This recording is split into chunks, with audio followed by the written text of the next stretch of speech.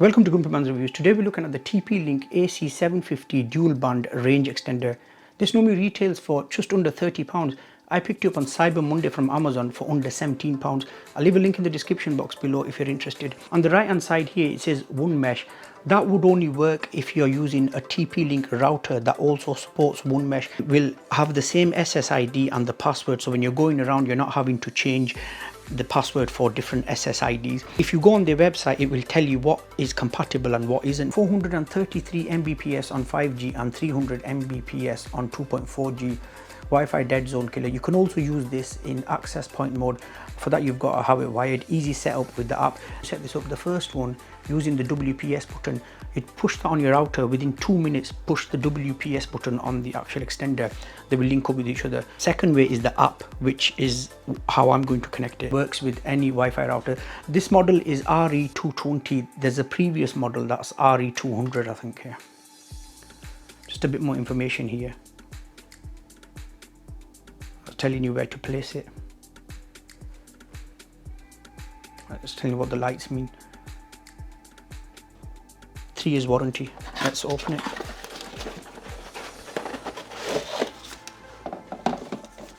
Inside the box, some paperwork, a quick installation guide. When you first turn this on, you've got to place it next to your router. That way it'll pick up, and then after that, once all the lights are green, you're able to move it wherever there's weak signal, but it's got to be between halfway where the weak signal is, not where it's completely dead, otherwise it won't work. It's quite like that. It's not that big in size as well. It's got a decent small size, because I reviewed another one, TP-LINK, I forgot the name of it now, I'll leave a pop-up card. That was quite big. TP-LINK, their branding, and 5G, 2.4G, that's the Wi-Fi strength. And that, if you've got it plugged in via Ethernet, that's the power symbol there, that's your WPS button. At the bottom it's got a reset hole there. It does support Ethernet. You're able to pair it with your TV or your console, but this Ethernet port only supports up to 100 megabits per second. In my house, we are on the 350 plan. So if we plug this in, we won't be able to watch 4K, but you're still fine for HD. At the back, some information, and then because I'm in the UK, 3-pin plug. Okay, let's get it set up.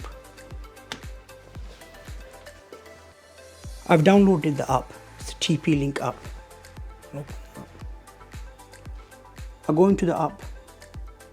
I've already got the Archer AX10 router. Press add. Going to add a range extender. Our LED is solid. Yep. Enable Wi-Fi. Okay.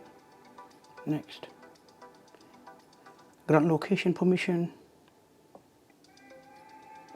while using the app. Next. It's scanning now to see where it.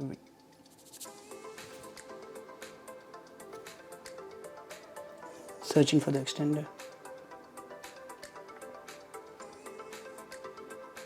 It's picked it up. Create a local password to manage your device. Now bear in mind, this password is not for the network. This password is just for your reference when you log into the app. So it could be anything really. Just quickly make one off. Waiting.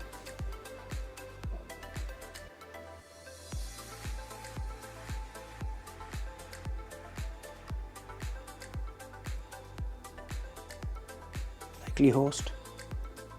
Select the 5 GHz host network. Applying settings. Confirm location. Location looks good. And there we are. Congratulations, you're all set. Done.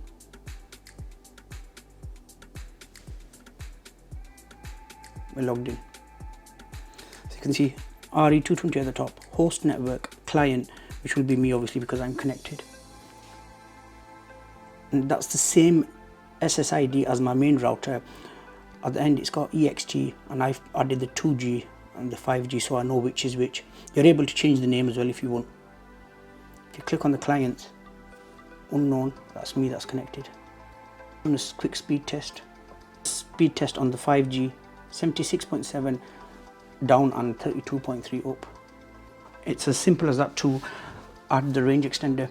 Okay, let's have a quick look at the app. All connected up, host network, and then one client.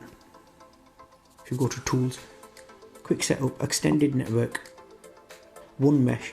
But as I mentioned before, I don't have other one mesh products, so I'm unable to use this feature. But it's just showing how it would work if I did have one mesh network. High speed mode. It's an auto at the moment. It's using the 2.4G and the 5G, but if I were to go to manual, I'm able to turn one network off, so I could turn the 2.4 off or the 5G. That's a good feature they've included in this, because 2.4G is good for when you're far away and 5G is good when you're closer, but 5G is a lot stronger. I would recommend, if you're within the house, try to use 5G. It's less congested as well, because 2.4G is more congested. Leave that page. Location assistance. I can check the signal. Let's check. Too close, and it is true, I am close because the router isn't far from the room I'm in. Could of course move that later on. And share Wi-Fi, TP-Link and other stuff. Wi-Fi coverage. It gives you 3 options to choose from. Operation mode. I'm running it in the extender mode, but you can run this in access point mode as well. But for that, you'll need to wire it to your router. System time on this. If I go to system, firmware update, there shouldn't be an update. No, there isn't, because when I first installed it, I forgot to show that part. I did do an update. It did need an update. We've got reboot, factory default, and then log out. There we go, and then go back to home. So overall, my experience with this extender, to be honest with you, hasn't been that good. It hasn't made much of a difference. It's below average, because now obviously I'm just recording this and I've put it close, I've put it down here, but we had it upstairs in one of the bedrooms and the Wi-Fi was still slow. It didn't make any difference. Even when we were using 5G, it still didn't make any difference. In this case, it is, you get what you pay for. There are some good reviews on this, but for me personally, it didn't work. Therefore, I cannot recommend this product to you lot. Do let me know in the comment section below if you're using this and if you're happy with it or if you're not. My friends, thank you very much for watching. I'll see you all in my next video.